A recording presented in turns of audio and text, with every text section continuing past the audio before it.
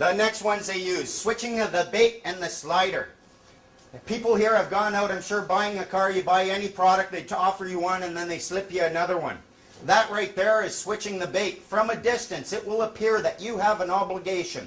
You'll go, oh, okay, I got an obligation. I'm going to meet my obligation. You'll pick up your obligation. You won't even look at it because you're sure that it's an obligation. Closer examination will reveal that it's not an obligation at all. It's a choice, a voluntary choice. They've switched it on you. They will get you to believe you have an obligation when you do not. They use the next one a lot. With sliders. Anytime they are giving you a document and they put it on a counter and it makes a little sliding sound, and they want you to pick that document up, that's a slider. They are giving you an opportunity. It's a voluntary action. No one is taking this document and enforcing it on you.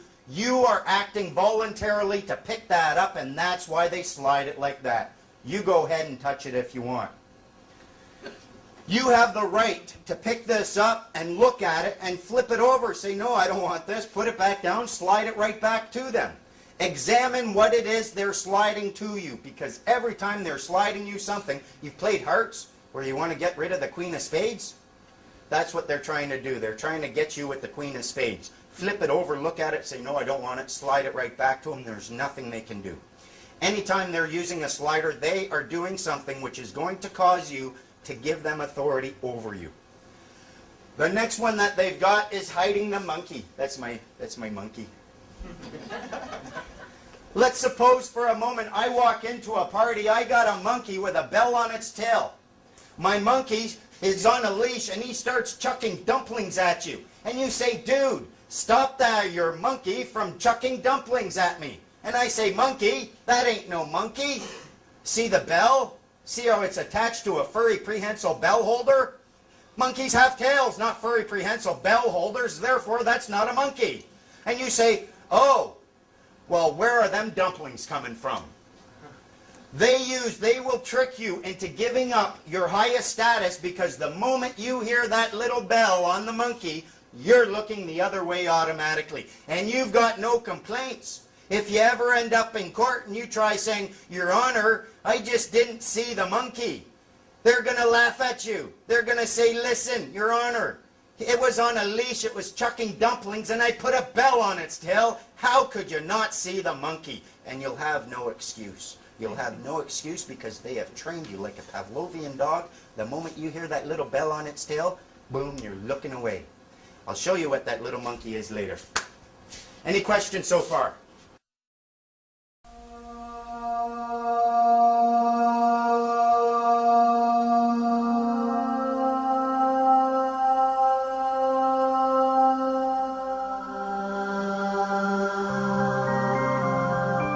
There are 13 basic things that they don't really want you to know.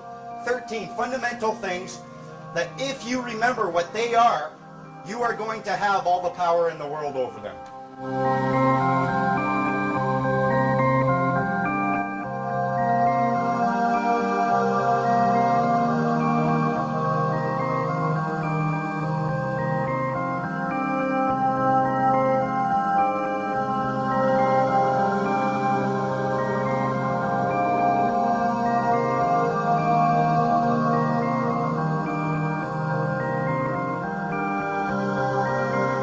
All of these things that I'm going to teach you, they're obvious. And the reason they have the power is because no one there can dispute it. No one, not one person who is going to try to be your opponent or your adversary is going to be able to dispute them, because they will accept it fully and completely. That's where the power lies. You are dealing with a human being. They are just human beings. They'll tell you, I'm an agent for the government, I'm a peace officer, I'm this, I'm that. No, you are a human being in a common law jurisdiction, and that's all there is to it. That's first and foremost, and I'm not forgetting that.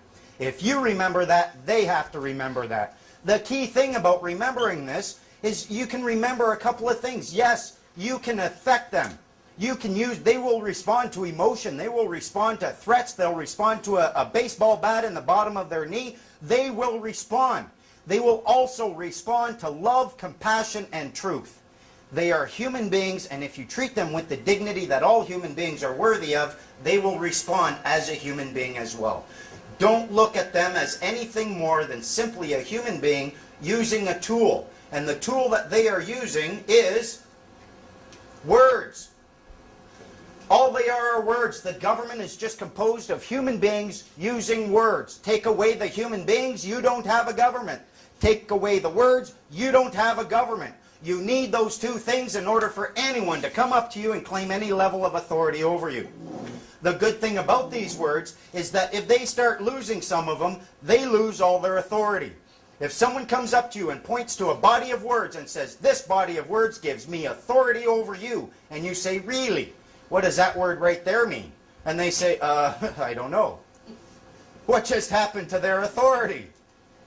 Gone. They have to know what the words in their own mandates mean. And this is where we have what their tool that they use against us, now we're going to use it against them, because some of these words are very deceptive. They're ambiguous at least. These deceptive words, words that have ambiguous meanings that open up and allow for a change in or a shift in the power structure, these words are deceptive, they're ambiguous, you can ask questions. You can bring these human beings who are using words to claim authority, ask them questions concerning the deceptive words, and if they don't know the answer, their authority is gone. You don't need any anger, you don't need any hatred, you don't need any violence whatsoever, just a mind and ask some questions. The next three things they use. This is probably one of their biggest tricks here. They get us all thinking, you read in the paper a new law has been passed. They get you thinking that these statutes are laws. Statutes are not laws. If you look it up, you'll find that the definition of a statute is a legislated rule of society given the force of law. It's a law, it's a rule that has the force of law within a structured society because somebody gave it that force. Remember, we're all equal here. Who can give those words the force of law? Only you.